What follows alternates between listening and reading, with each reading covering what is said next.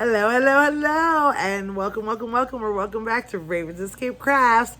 I'm Sue, head crafter of Ravens Escape Crafts, um, and we're continuing. It's Happy Friday, happy Friday, and we're continuing our work on for our Christmas in July. I made this hat yesterday, elf hat. It can be put it down so you guys can see it better, but it can stand up straight. It can go like this. It can go back. However you want to wear it. Are these cool? And it's so sparkly. It's so sparkly.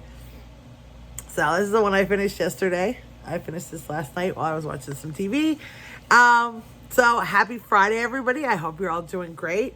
And if you're watching this on Friday, I hope you're having a good day. It is pretty sunny here today again. Thank goodness. It's supposed to be a little cooler today, which would be nice too, because yesterday it was really hot. So, I hope you're all doing well this wonderful Friday. So what kind of plans do you all have for the weekend? Tomorrow is Flag Day, and then Sunday is Father's Day. So, I mean, Flag Day, I don't really do much for Flag Day. I don't know. I mean, not to be mean, but it's just, Flag Day. And but for Father's Day, I'm not quite sure all of what we're doing. I asked my husband what he wanted to do for Father's Day, and he hasn't gotten back to me yet. However, we did get him a couple of little gifts that he's going to get, and I'm hoping he likes them, because he really is my husband is an amazing husband and amazing father. I cannot say enough. I mean, he really is everything you would want as a husband and a dad. And we've been together for a long time. It'll be July 4th, it'll be 25 years, and it's a long time.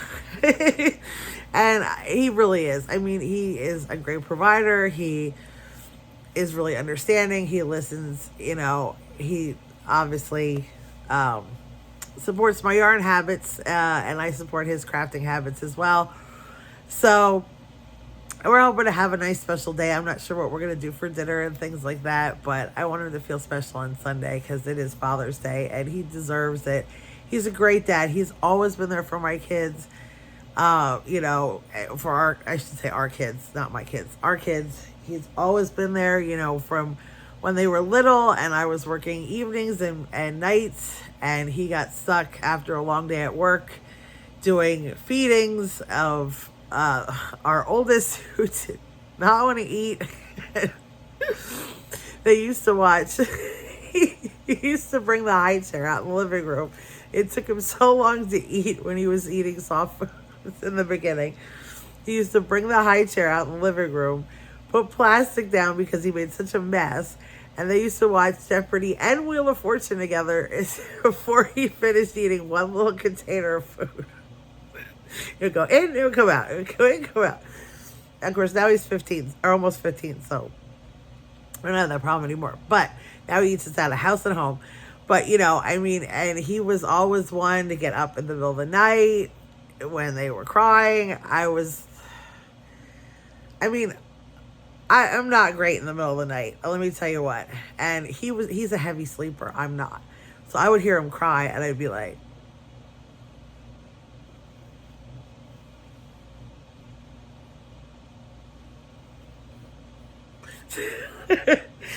and I'd poke him until he woke up and then pretend I was still sleeping. He didn't believe it. I know, he knew, but he was really patient about it. He was much better about getting up. He could come back to sleep and go right back to bed. I would be up for hours. So, from right from the get-go, he was a great dad. He was way better. I mean, he had little brothers and sisters that he took care of. I never had that. I never had any babies in my family. I was very new to children and babies and things like that. So, he really did a lot when they were little, that I was not the best at. Now, once they got a little older and once they were talking and things, that's where I shone. I was, I took them all the kinds of places. We went to the library and we went to all kinds of parks and we went and did all sorts of things. And I was really good, and once they got to school area, I was really, really, really good with that part. I was not the best little baby mom. I'm not like one of those like, oh, it's a baby. I'm still not like, I don't know. But he's always been a good dad. I mean, and like, and then when they were little, when they were toddlers, I worked Saturdays, and he would, after a long week of work, he would round up 2 toddlers and take them to the park. God bless. Take him on walks. Take him take him to see his grandmother. Take him up to see his aunts. I mean, he would take them all sorts of places and do all sorts of things with them. And he still does. I mean, he's still, they're like, let's go to the Warhammer store. Okay. And not that he minds that too much, but, and he was always been, okay, they have stuff at school. I'll take off of work. He used his vacation time to take off to go see their things. He's just he's a great dad. You know what I mean? Patience for days, for weeks, for months. I mean, he's so patient with things. With them, always has been. I mean, just a great dad. I cannot, I can't say enough. And a great husband. So he deserves a good Father's Day. And so what are you guys doing for Father's Day? I mean, it is always sort of a tough day for us because both my husband and I lost our fathers. Him quite a few years ago. Mine, his father died, I think 16 or 17 years ago. No, almost 18 years ago. And my father was more recent, but it's been a number of years. So it's always a little bittersweet. So anybody out there who is without their father, my heart goes out. I know how, I completely understand how it feels. It's always a little bittersweet on Father's Day when you don't have your dad anymore. And,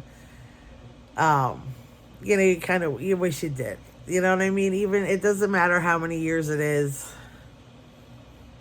you still miss your dad. And so anybody who's out there who's not celebrating Father's Day, who lost their father, who is sad around this time, here's a big virtual hug for you. I completely get it. And it is tough. It is a tough day for that. So, but I'm wondering, if any of you have kids and stuff and do stuff for your husbands, what are you doing for Father's Day? What are your kids planning if your kids are older? Just wondering what you're planning for Father's Day. So I thought, because it's Father's Day weekend, I thought I'd talk about like men and crochet, which, obviously I was talking with my kids last night. We were talking about I'm 47. So of course, growing up, crochet was always very, I didn't even show you what I'm working on. Oh my goodness. So, I'm going to show you my whip for today. So I'm still working on I'm sure you guys remember I showed you some of I'm still working on that Ice Queen / Ice Witch cosplay. I'm not showing you all the pieces because I'm kind of excited about it, but, I want to save the whole thing for the reveal. So I'm not showing you everything yet. That's going to come out. Hopefully I get this done this weekend. Maybe by next week you can see it. But I can show you this. I'm working on the belt. I'm going to make a belt I'm working on accessories now. I have, basically, the plan is that you're going to be able to just have like a blue or either a dress or like a top and slacks underneath. And that the rest will be, I have all the other accessories you would need to do an entire cosplay. So, or a Renaissance fair outfit or whatever you want. Or a Halloween costume or however you want to use it. So, right now I'm working on the belt. I'm doing it it's a little bit stretchy, but I'm using, if you can see, it's called the thermal stitch. Let's see if so, let me go behind it so maybe it'll focus on it. And you can look up YouTube tutorials on it. It's a little fussy, but I use this for a lot of my bag handles and thing. It's originally it's for like pot holders, because traditionally, obviously, a regular crochet pot holder is not thick enough to not burn you when, even if you're using like a thick cotton, it's still too thin and there's still too many holes. I almost dropped my hook, like attacked by my hook. Ah! The hooks are revolting. The hooks are revolting. I don't know. I'm not right. The hooks are revolting now.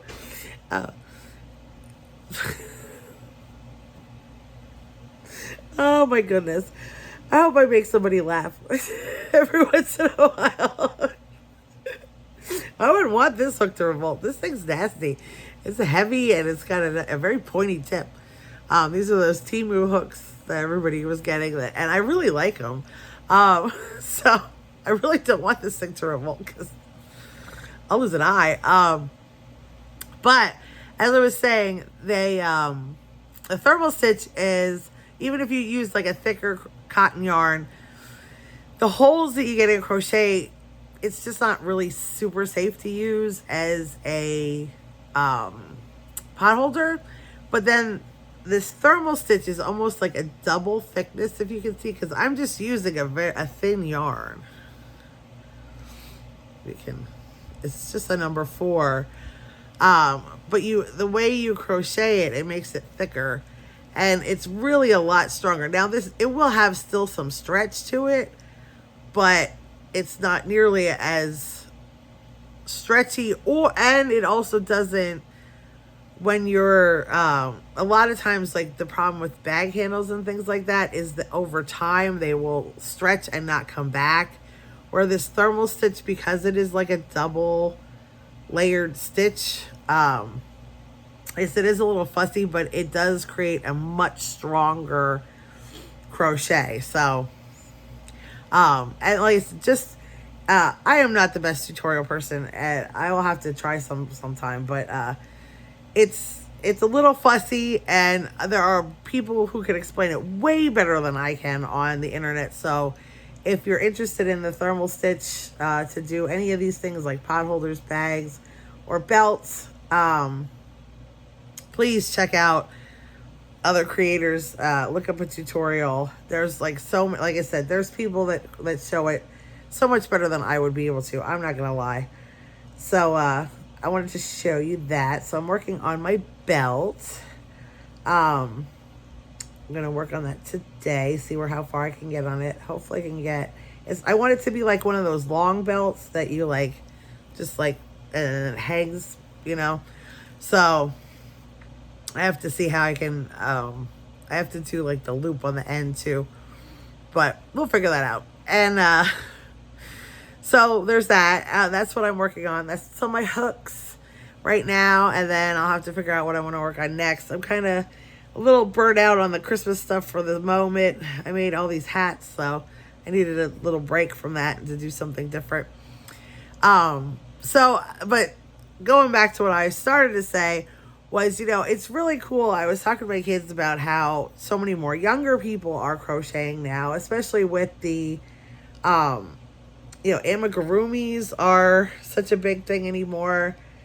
And even wearables are so huge.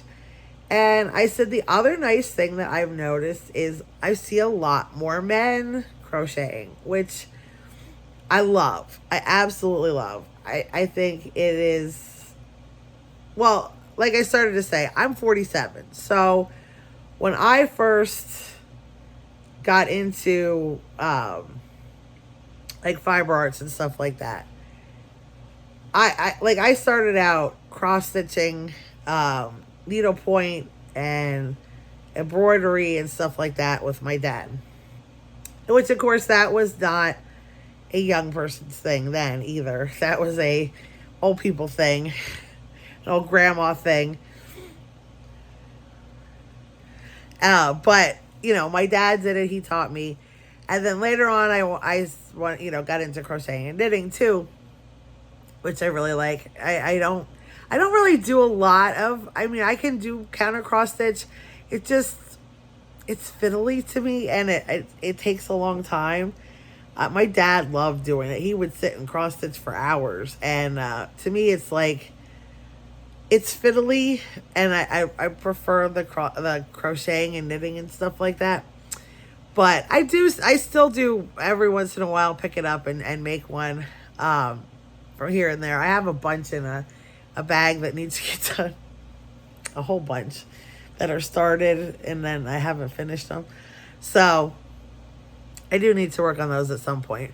But what I'm getting back to, you know, so, but again, like being 47, like when I grew up, crochet and knit was very much like a granny thing. Like it was grandma thing, and some people did learn it from their grandmothers, you know, but there was no men. I didn't know any men that crocheted or knitted even back then. And then of course there was that, I want to say in like the late 90s or early 2000s, there was that huge knitting.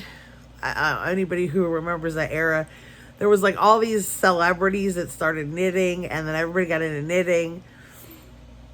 And then there was guys that learned to knit, you know, and that was like novel and stuff like that. Well, now we're seeing that, now that there's this crochet boom, like we're seeing a lot more people men that are crocheting, which I like absolutely love. It's so refreshing. And I think that's, you know, like I follow a whole bunch of channels. Like I follow Greg's Loops, Juan the Yarn Addict, MDL Crochet, Bat the Rocket Crocheter, Russette It's Raining Yarn, Fiber Spider, darn it, MDL Crochet's husband Panda. I can't think of his channel. Urban Yarn. I think those are the big ones that I follow. Oh my God, Mikey Crochet Crowd. Obviously, you know, and all these are guys, men that are crocheters, and some of them are knitters as well. But it's like so refreshing to see like these guys not only crocheting, but like they do some really, really, really, really neat work. Like really complicated, and they're really good at it. And I love that. Like it's not one of those, when I first started following some male creators, my concern was like, it's refreshing to see men crocheting. So I was like, well, are they going to be any good at it? You know, their channels are kind of popular, but are they any good at it? And then I start following them, and I'm like, not only are they good at it, they're like amazing at it. And their designs are out of this world. Awesome. I mean, the stuff that some of them are making, like, I can't think of the guy's name. The one that he does, his channel's Urban Yarn. I mean, he's doing this project. I don't even know where you would begin. It beautiful. Just absolutely beautiful. Absolutely beautiful. They have patience. I mean, and I can't think of, there's another channel. I should have written these down.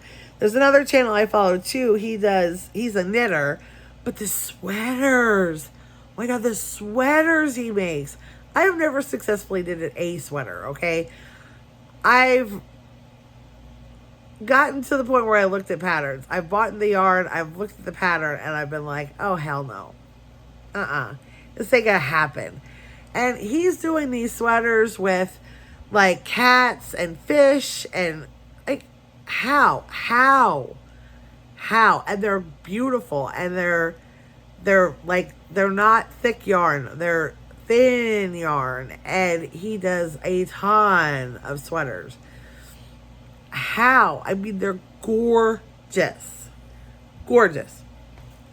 You know, and like I said, some of these people, like Fiber Spider, he does tutorials, and the stuff he creates are just gorgeous, and the tutorials are so easy to follow.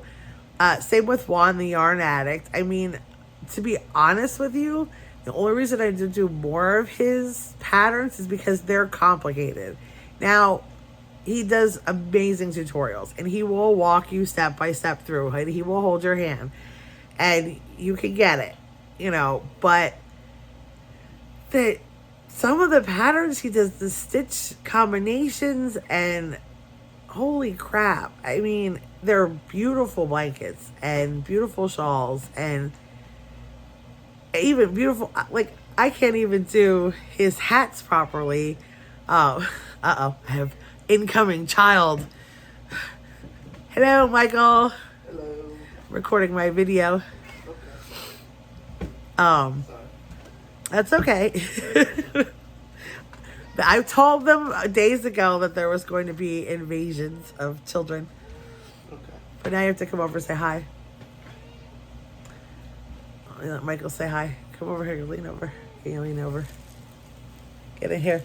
Oh, there he is. There's my youngest. Say hi to Michael. Oh. Okay. And he brought a complaining cat with him. Say hi, Sophia. There's Sophia. Sophia likes to complain about everything. Oh. Okay.